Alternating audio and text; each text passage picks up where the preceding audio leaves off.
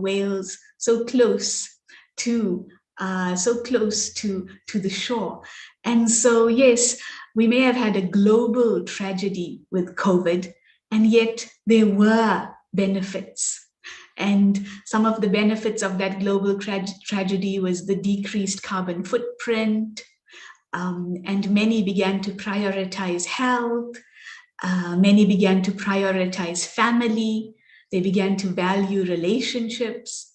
New innovative ways of working has been developed.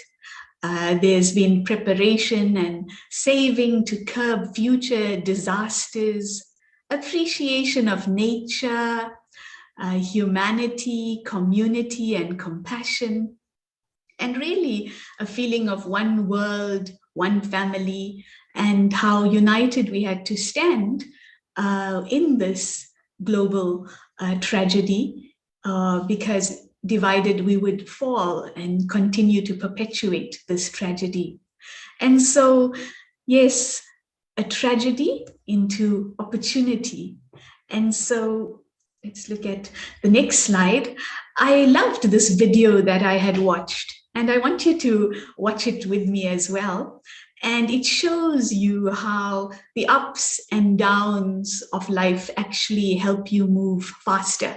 And it's by something called Nerdy Electronics, but it's a scientific expression of how the ups and downs actually push one further along their journey of life. And so I'm going to play it for you now, and you can watch these two balls and differing planes, and how if it's just a plateau, the metal ball is slower than the one that has ups and downs along its path. But the more ups and downs, the faster the speed.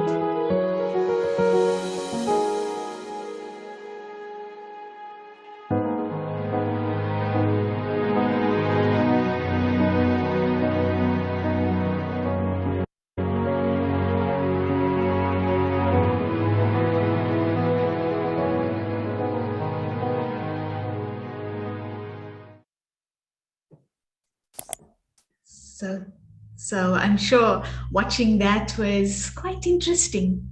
You know, in life, when one is going through a lot of downs and a lot of tragedy, one may think that, this is slowing you, and why do you have to go through this? Why does this have to happen in your world? And why did this one do that? And so there's these constant questions.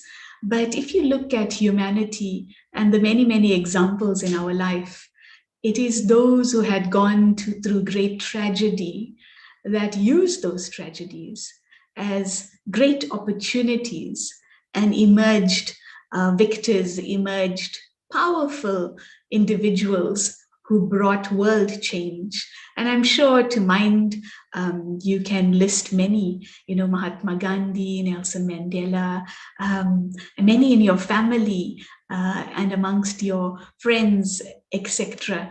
The experience of those who had gone through great crises, great tragedy, have emerged resilient, powerful individuals who have made a difference to humanity. And Albert Einstein also shared that in the midst of every crisis lies great opportunity. And I remember, when COVID had first hit, I work in the field of palliative medicine, and we are a national body called PALPRAC. And as we were gathering together, one of the doctors shared that her husband reminded her in the midst of every crisis, there is great opportunity, because in the field of medicine, palliative medicine is not well understood. And it's a field to look at the whole person, to bring that comfort and care on a physical, psychological, social, and spiritual level. And so, we wrote up protocols to support those with COVID at that time, so that they can be comfortable whilst they may be on the ventilator, to support the anxiety, to support their family, and to ensure they were these channels of holistic support at that time of COVID. And so I remember that this was the slogan that inspired that activity at that time, for other healthcare professionals to appreciate the whole care of the patient. And so in the midst of that crisis was this opportunity to highlight to the many specialists what palliative medicine really is about and how it can be integrated into the care of all disciplines of medicine.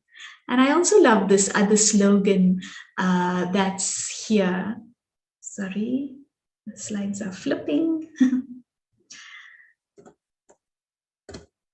And this slogan that says that life is the most difficult exam. Many people fail because they try to copy others, not realizing that everyone has a different question paper.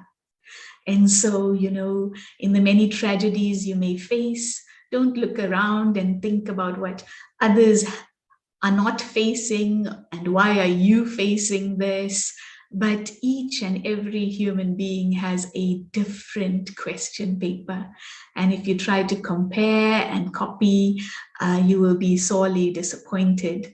And so I also love this saying by Confucius: our greatest glory is not in never failing, but in rising every time we fall. So our greatest glory is not in never falling, but in rising every time we fall. And so this topic of moving from tragedy to opportunity, changing tragedy to opportunity. And if you look at tragedy and traumatic experiences, you must have heard about post-traumatic stress disorder. And yes, in any life-changing trauma that one experiences, this can shake your entire world and leave the victim with deep-seated emotional scars. And this is then called, in psychology, post-traumatic stress disorder. And one would think, can there be an upside to post-traumatic stress disorder? And there is the understanding of post-traumatic growth. And this is the experience of reframing tragedy and transforming it into an opportunity for personal growth and even rebirth. And so I know I had never heard of this before, but I had just recently become aware of this, that, those who do suffer post-traumatic stress disorder, 75% of all people will live through a traumatic event. And of that 75% of people who will live through a traumatic event, 35 to 37% will experience post-traumatic growth, usually around a year after the event occurred. And so post-traumatic growth, reframing that tragedy and transforming it into an opportunity for personal growth and even rebirth.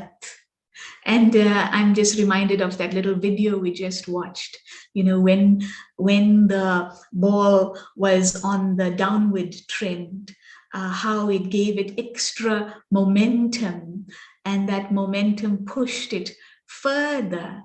And so in life, when there are those challenges, those tragedies, how one digs deep, dives deeper, and emerges with new growth and even rebirth.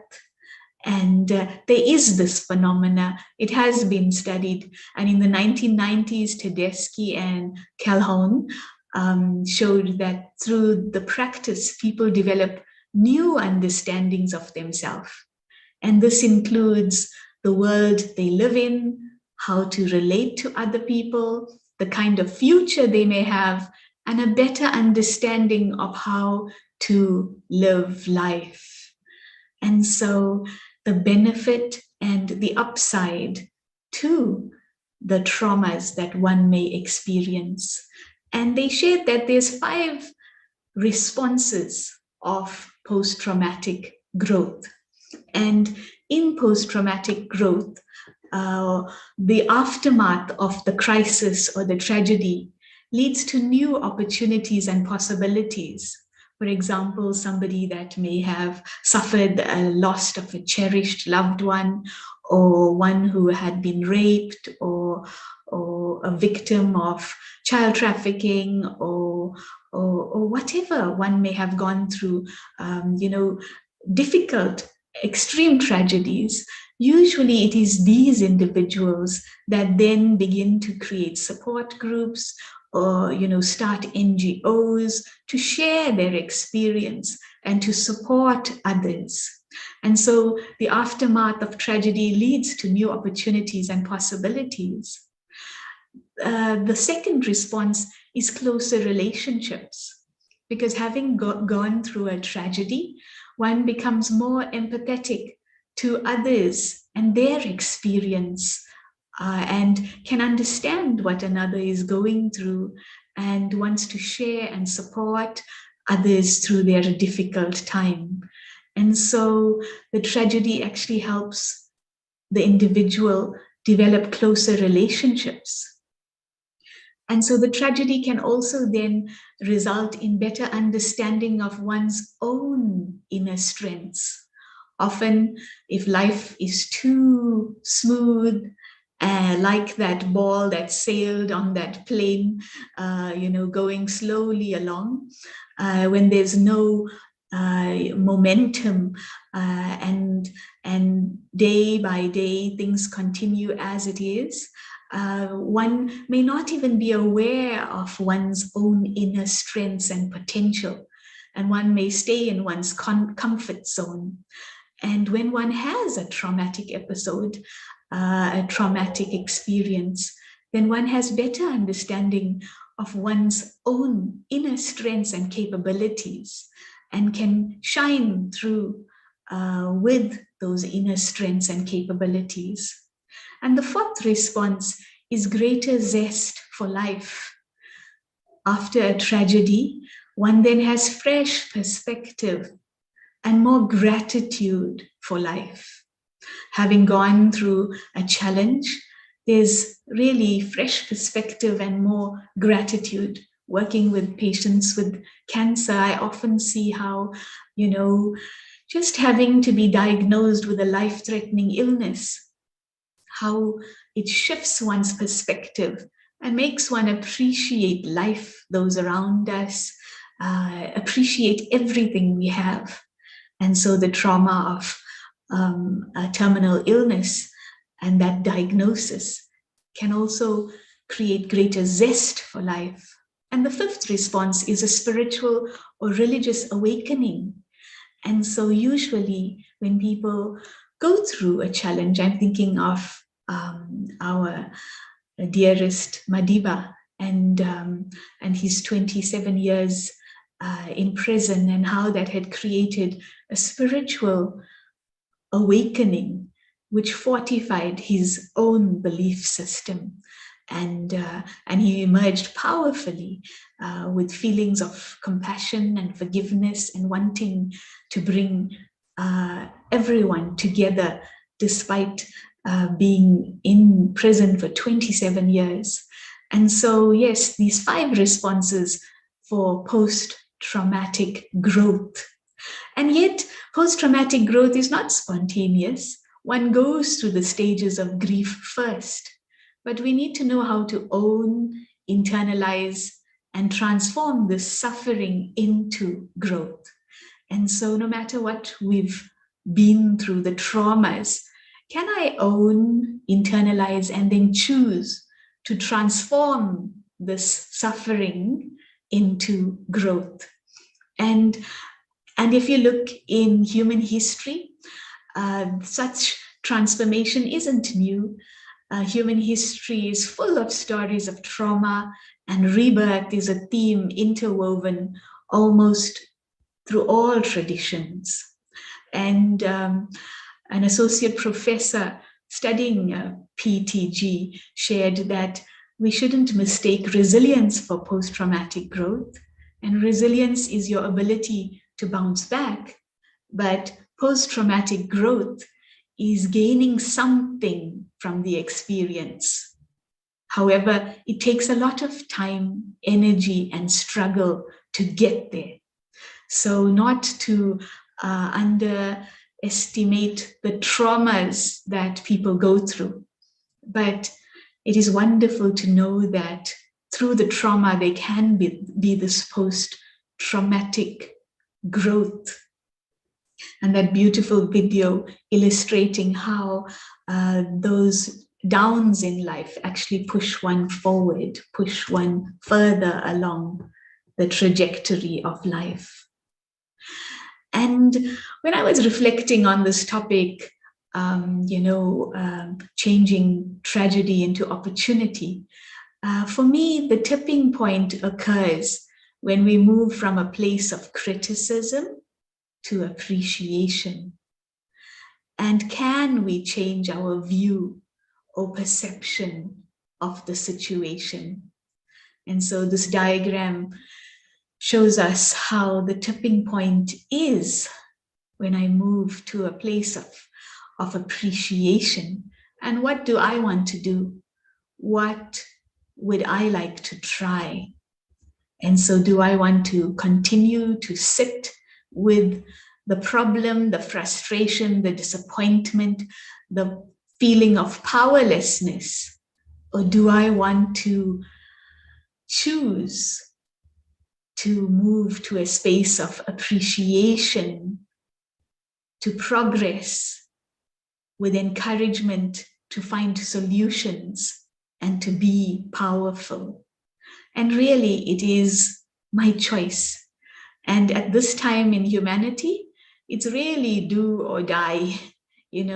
I can keep wallowing and dig deeper pits to lie in, or I can choose to rise above the situation, the circumstance, the relationship, the trauma, and choose to find solutions, to progress, and to emerge powerful rather than powerless. And so really it is a choice. And yes, and so this importance of moving from being the critic to one who is grateful. And so if usually when there's a tragedy or even a feeling of discomfort about something, if one is aware, one would hear that inner critic criticizing the situation, criticizing the self, criticizing others. And can I be aware of that inner voice at all times? Because this inner critic, like I was sharing, this topic was born when I was just appreciating my inner critic and how it is tireless.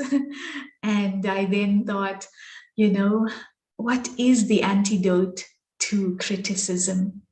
And the feeling that the antidote to criticism is appreciation. And so we live in a world where everyone's been socialized to be great critiques of every situation, every scene in the drama of life, every other person, and most of all, the self. And so in being the critique, can I see how this critique is really destroying the self, destroying relationships, destroying the experience of joy of life? And can I choose to inculcate the habit of appreciation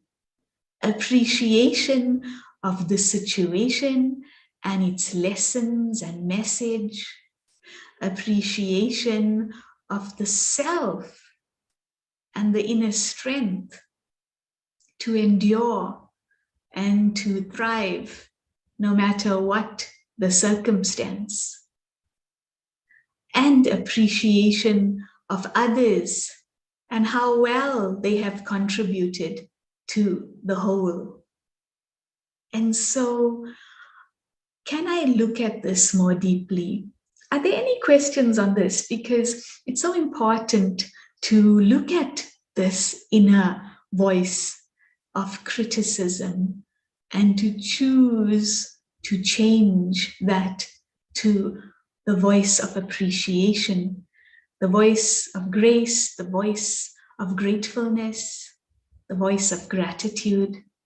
I was just thinking about, one of my patients, and he was diagnosed with stage 4 cancer, bladder cancer, and he just inspired me so much. He kept sharing how he was so grateful to everyone, when he was in the hospital, the government hospital, and how he made everyone laugh, and he was ever thankful for the care, and he was so grateful that he had a roof over his head and food on his plate, and how in that year he had taken his church members on a trip to Mauritius, and I just was in awe of this man, that he being diagnosed with a life-threatening illness, how he could still have so much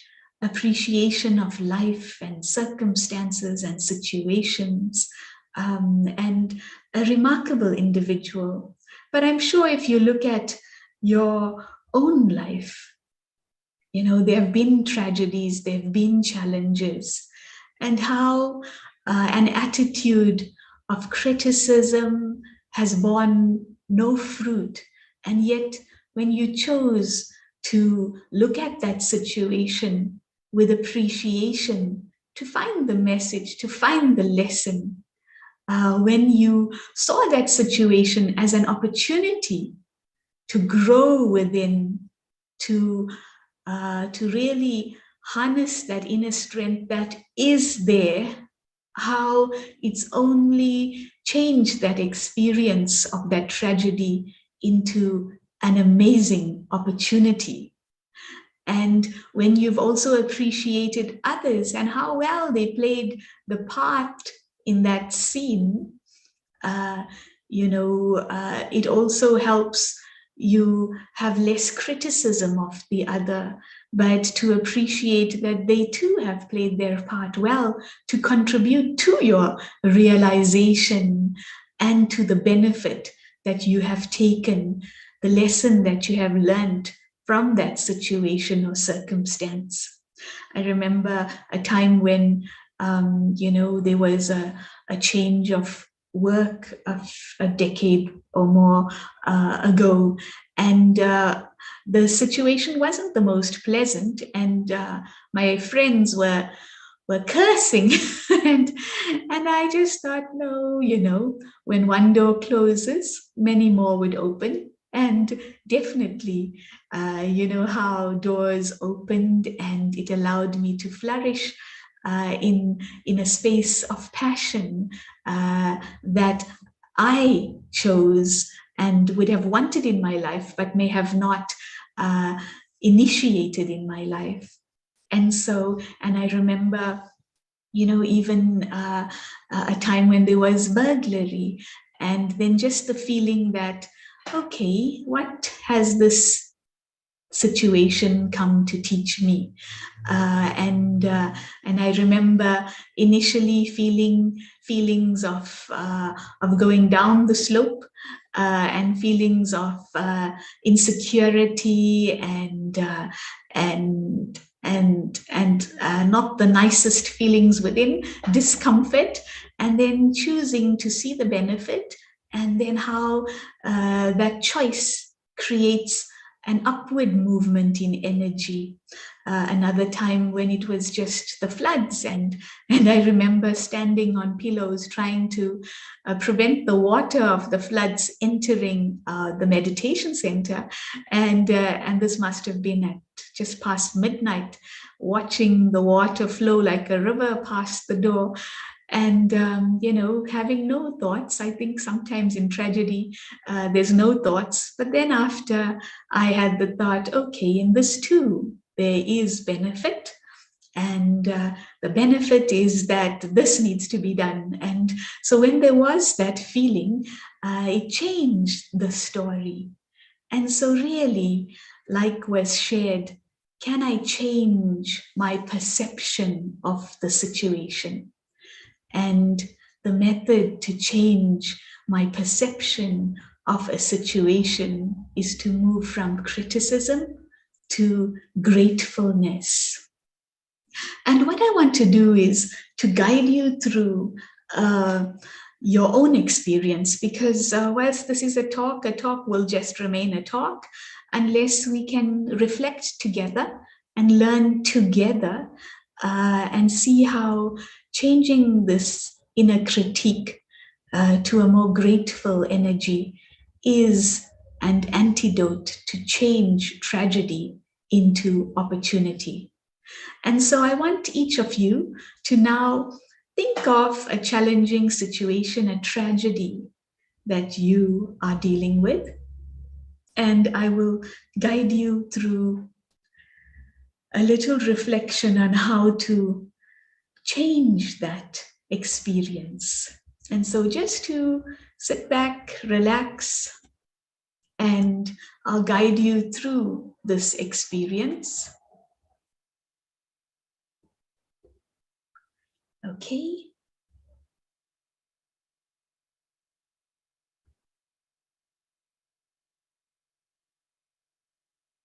So I hope you've all chosen something you want to look at differently.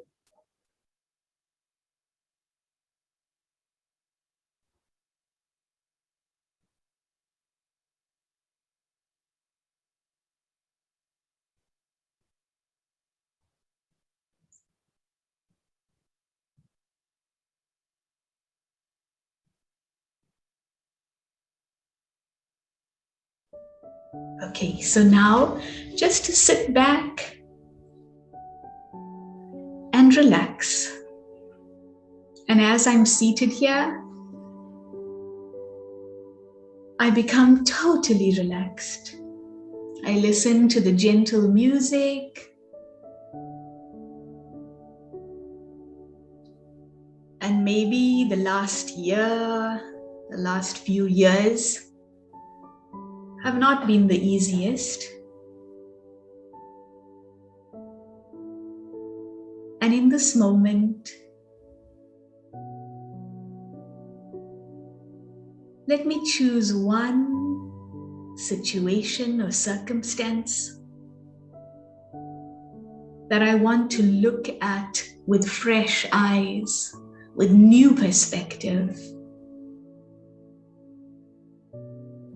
Could be something big or something small,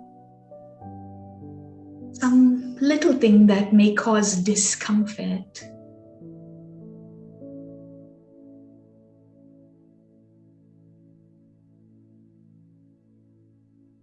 And I visualize the circumstance, this tragedy, this situation in my life.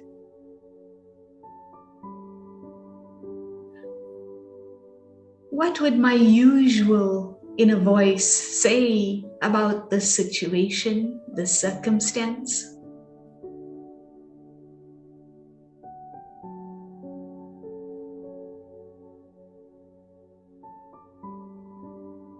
But now I choose to appreciate.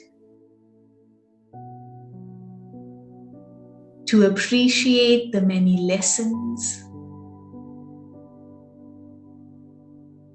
the message of that tragedy in my life.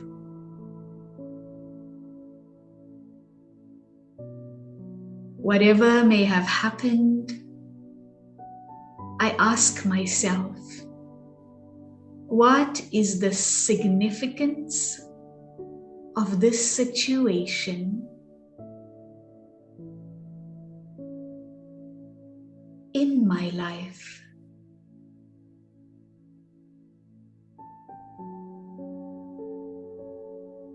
The scene, the situation had come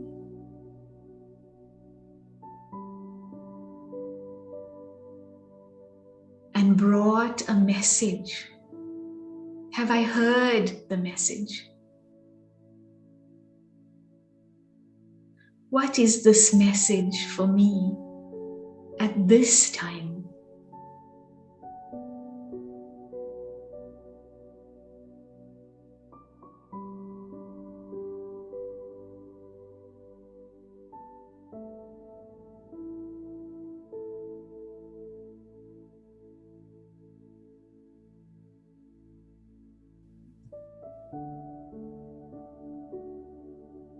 And often, not only do I criticize the situation or the circumstance, punishing the situation, but often I punish myself.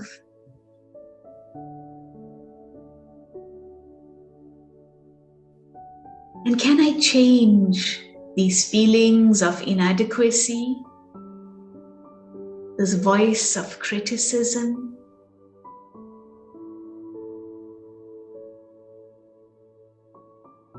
into one of appreciation and compassion?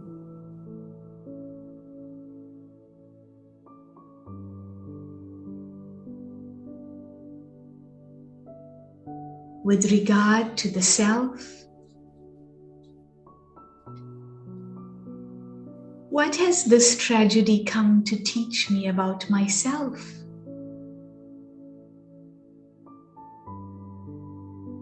Possibly there's feelings of a lack and an inability. But this situation has come to show me the gap. And I can fill that gap. The lesson has come because I am ready now.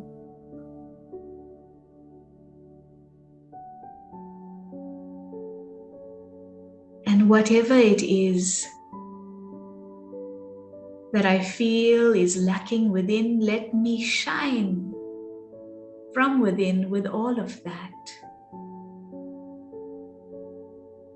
Because I have everything within me to meet every challenge without.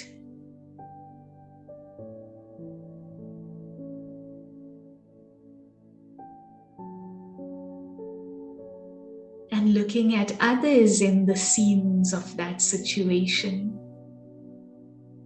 can I appreciate how they played their part so perfectly to help me come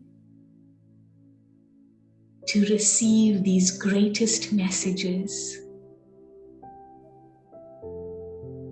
And so all is well, and all is wonderful.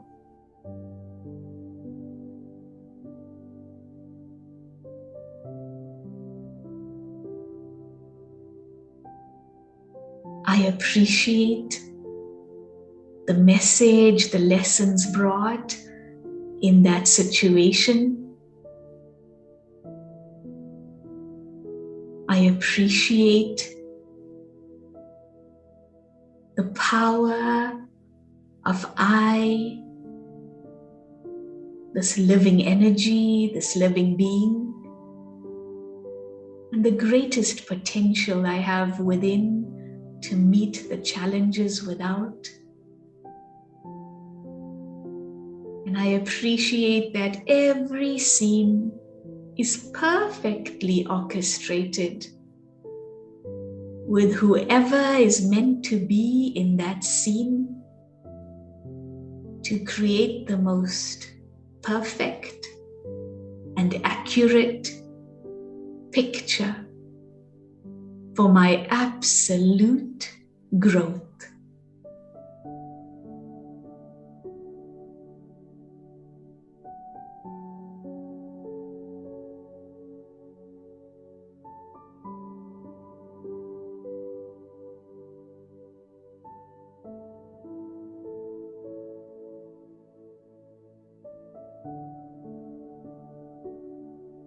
And sitting with this feeling of gratefulness, my energy rises.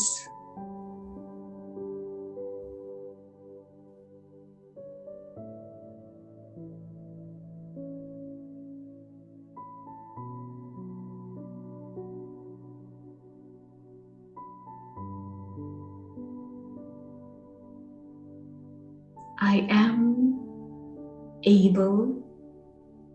I am powerful. I am bigger than any circumstance.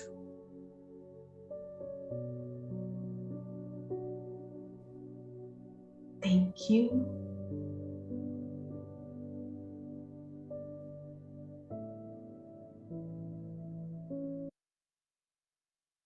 So thank you.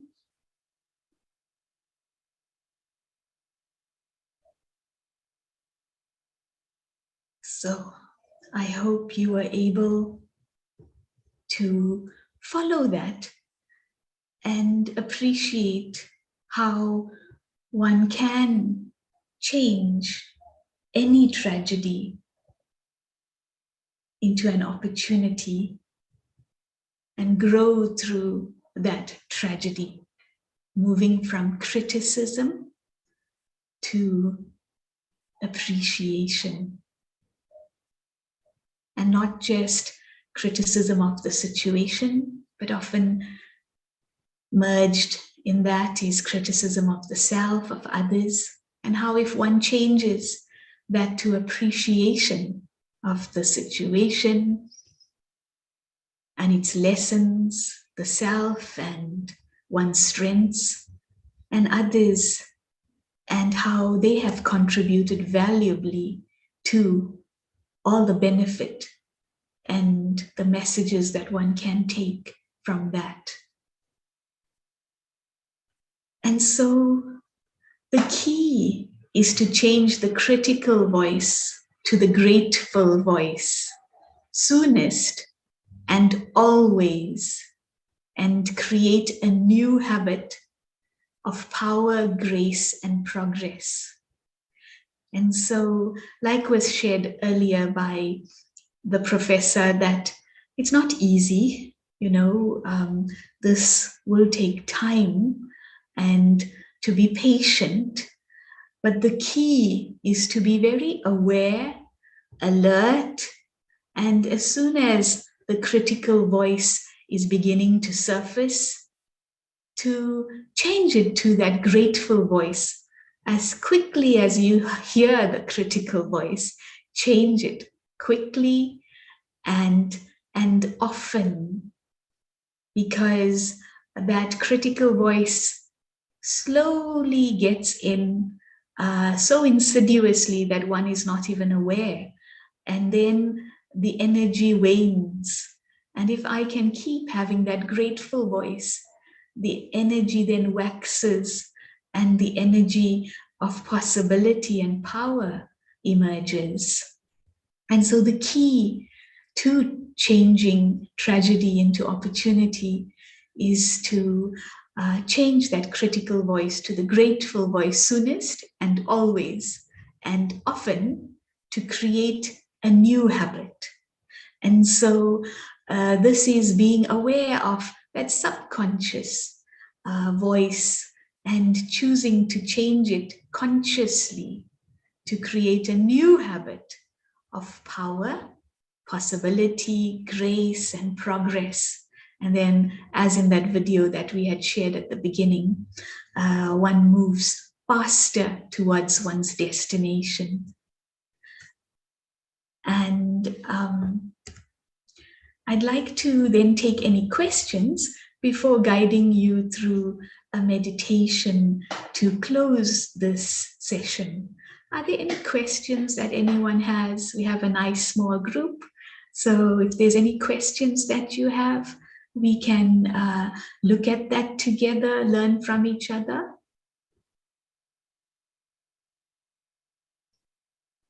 Anyone? I hope that, yes, I can hear somebody unmuted. Om Shanti, Raksha. Yes. Can you hear me? Yes, I can. Hello. Yes, I I can. can't get my video on. Okay. Okay. Thank you for such a wonderful talk. Especially the aspects you brought about post-traumatic growth, about finding yourself and becoming more spiritual. That was very informative. I also like the part about the meditation, but I just want to make a comment that, the perception of how we handle that was very informative, changing in the way we perceive it into a positive way. But I think a lot also depends on loving ourselves, having love and appreciation of ourselves. And so our self-love also contributes to the way we interpret what's happening in our environment. Thank you. Thank you. Yes, it all starts with that, such an important aspect. That is why in that slide on the critical voice, I especially had brought in that self-criticism, because that's where the self-criticism begins, with a lack of that love and compassion for the self. So definitely, Satish, a most vital and important aspect is to begin with that self-love, that self-compassion and self-care. And often, no matter what the external tragedy, many turn that on themselves. And with that self-loathing and criticism, and the importance of changing that habit, changing that voice to one of appreciation, appreciating how well you handled the situation, and to pat the self on the back, for even enduring what one has had to endure, and then to go deeper and see what more this tragedy can emerge from within. Because the tragedy would also possibly show you that maybe, there is that lack of self-love, and I need to explore that further. And then I can begin to experiment with self-love even further. I see you're unmuted. Do you want to share something else, Satish? No, thank you so much. Thank you so much. Okay. Thank you for bringing that important aspect up. Any other questions?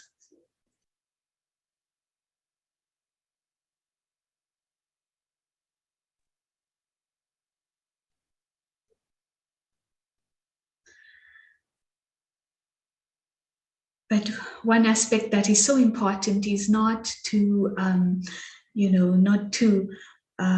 be impatient with the self, and to understand that another's tragedy is something quite challenging for them, and to just create a presence that would support others through that tragedy. And as you would support another, to support yourself through the many, many tragedies that many have to face every day in today's world.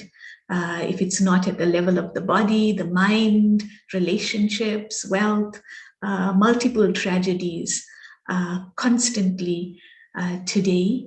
But if I can always see the message, the light in all that darkness, I can emerge a victor, no matter what the situation or circumstance or relationship or challenge in my life.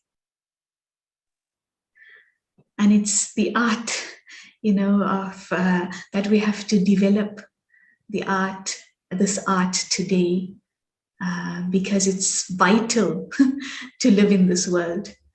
If I continue with the old habits of criticism, it's almost like I will drown at this time, or when there's wave after wave of tragedy.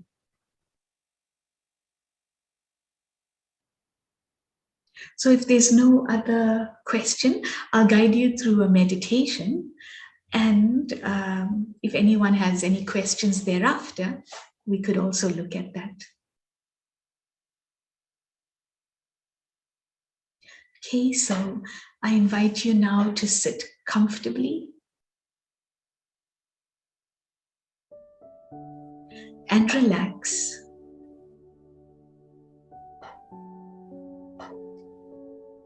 And as I'm seated here,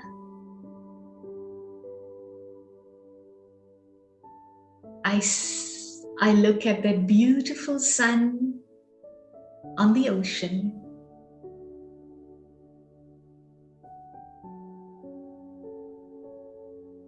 And I just absorb the light of that sun.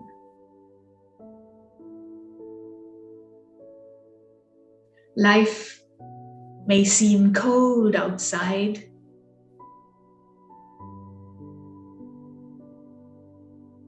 but as I cast my eyes on the sun, I melt within, and I feel the energy of that sun.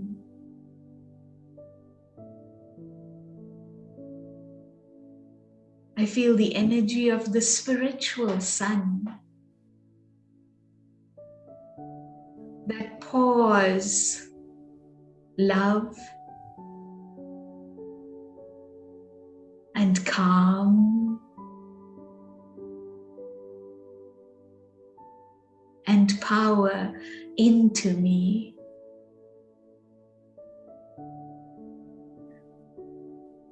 And as the challenges come, and they are coming like waves today, these days, no matter what they bring,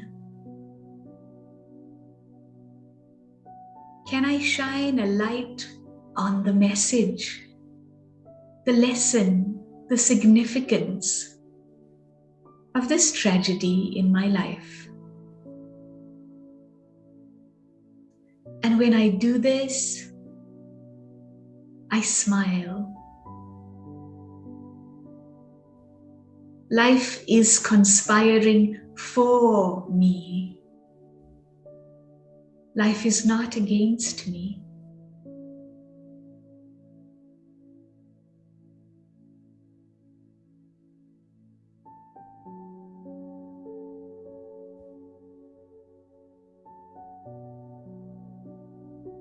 Life is showing me the gaps that may lie within,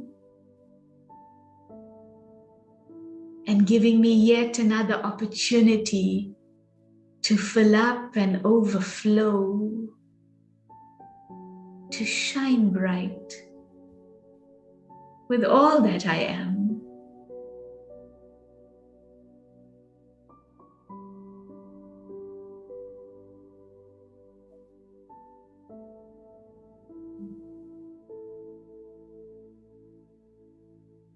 To break free from my self-imposed limits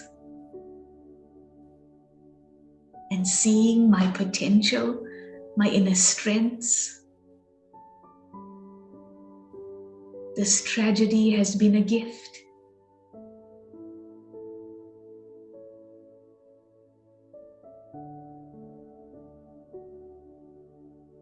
And I appreciate each and every actor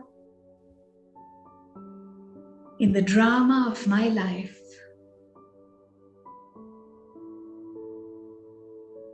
that contribute to life's greatest lessons in this life.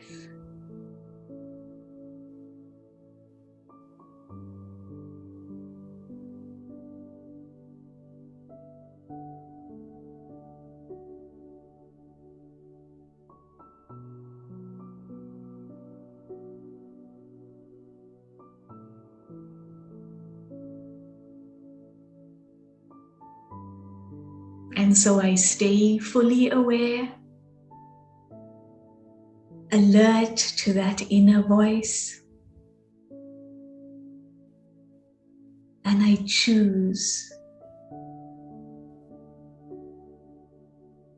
gratitude. I choose appreciation, compassion. I choose to love life and all that it brings.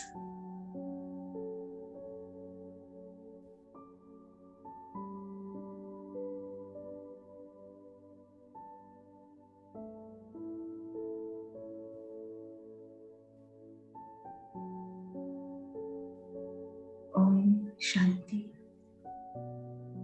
Thank you.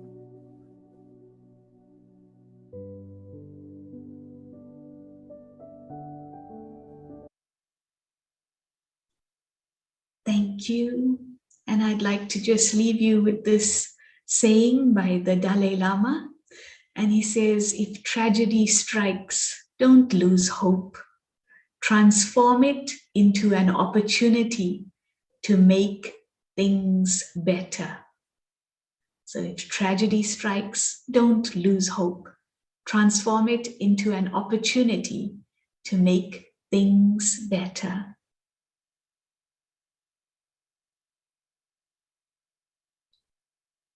So thank you.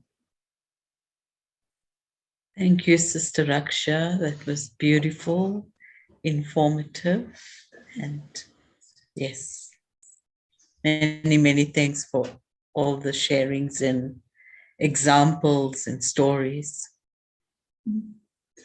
Thank you, Sister Dipti. And I guess there's no more questions, so we'll end. Thank you. Have a good evening, everyone.